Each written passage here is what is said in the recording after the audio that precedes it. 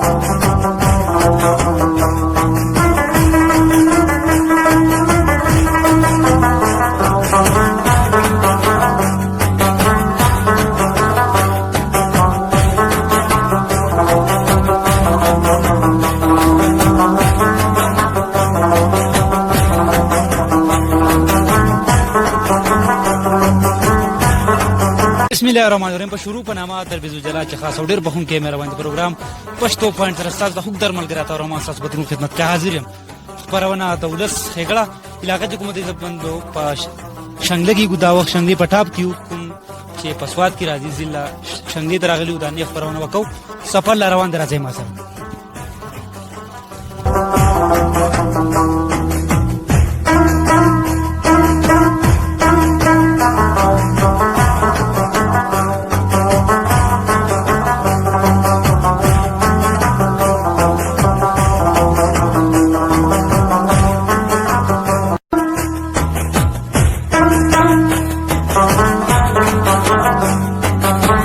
عزتمندو کتونکو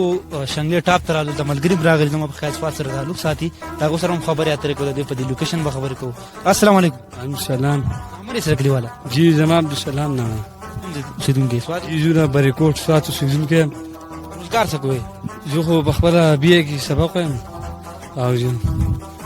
نن رالي ملګرو سره رالي او جی د ملګرو ډېره غویمه کوي زو رالو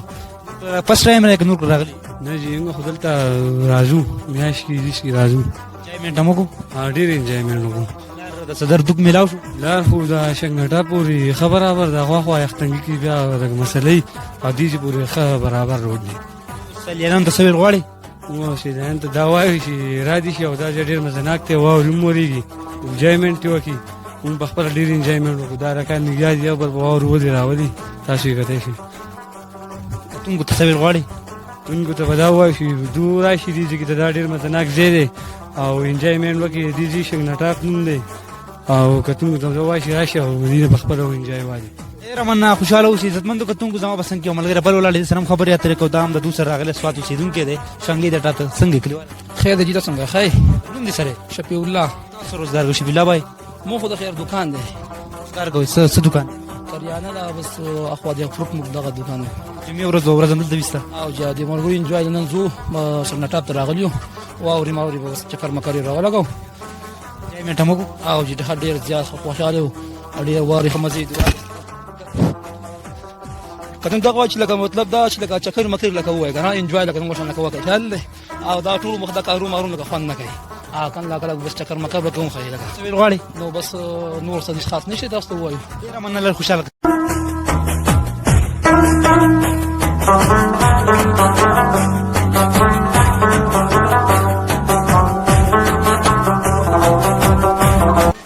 عزتمندو کتونکو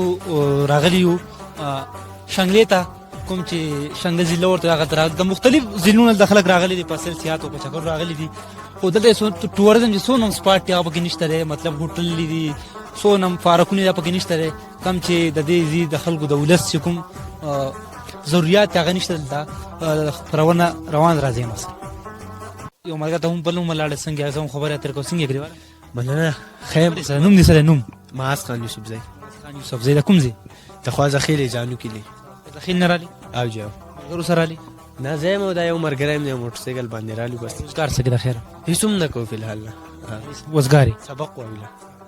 درته سټاپ ما په درځینو زم کوم ته لاله که شاو ولینا پروګرام منډاب کو مسافر یارا کلیوالا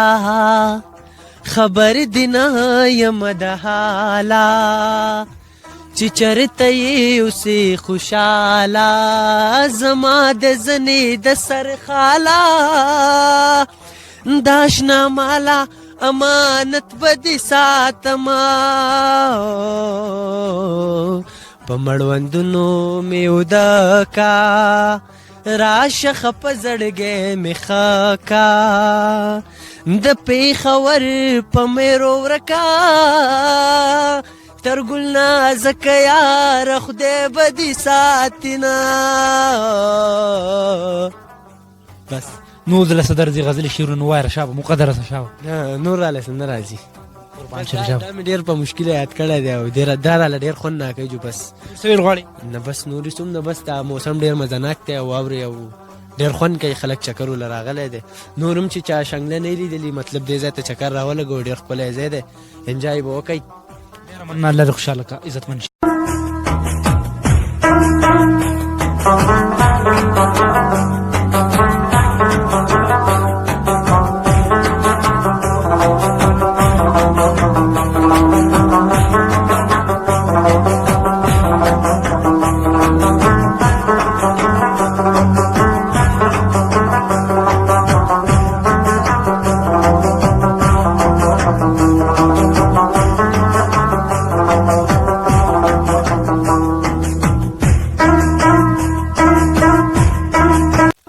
عزتمندو کتونکو زما بسنګ کې ولاړ